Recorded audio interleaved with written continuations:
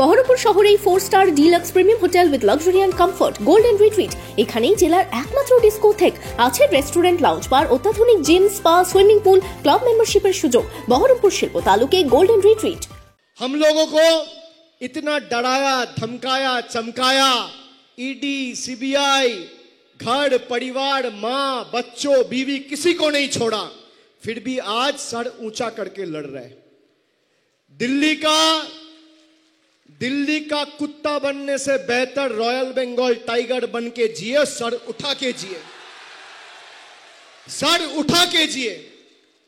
Sir झुका के जीने से बेहतर सर उठा के मरो, सर उठा के लड़ो, सर उठा के सबक सिखाओ और 26 तारीख सर उठा के वोट देके बीजेपी को सबक सिखाओ।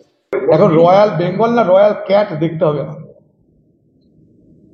বাঘও বাঘ আর বিড়ালকে বলা হয় বাঘের পাশে, কোনটা?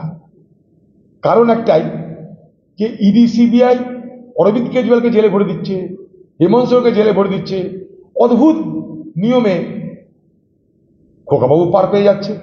আর খোকাবাবু যখন পার পেয়ে যাচ্ছে, দিদি তখন ইন্ডিয়া জোট ভেঙে বেরিয়ে চলে আসছে, দিদি ইন্ডিয়া জোট ভেঙে বেরিয়ে আসছে নিশ্চিন্ত।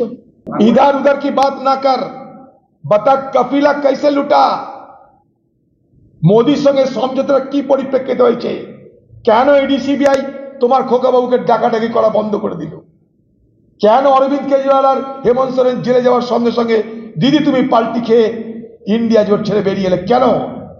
কাকে খুশি করতে?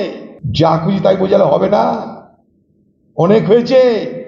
হাতে কলমে গরম গরম শিক্ষা পাবে এবার এই বাংলার আগামী লোকসভা নির্বাচনে। দিদি ভাই হাতে কলমে শিক্ষা পাবে। দিদি ভাই তোমাকে বাঁচাবে না ইডি সিবিআই, দেখতে পাবে তুমি।